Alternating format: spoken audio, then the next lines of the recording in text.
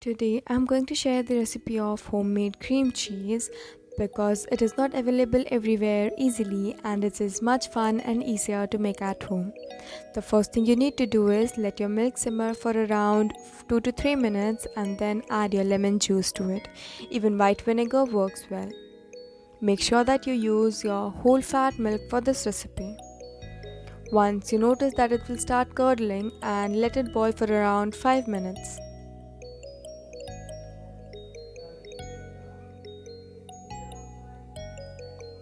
Or until it looks something like this. Just put it off heat and run it through a sieve to get rid of all the whey water as you don't need it. You don't have to throw it all away because it is full of protein and nutrition. Just use it for some other recipe.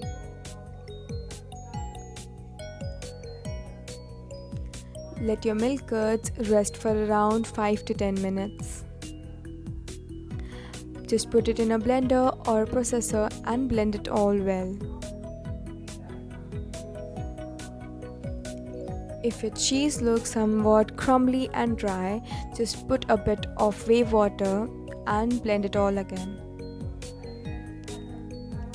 It looks so creamy and I'm damn sure that it is much better than the store-bought one.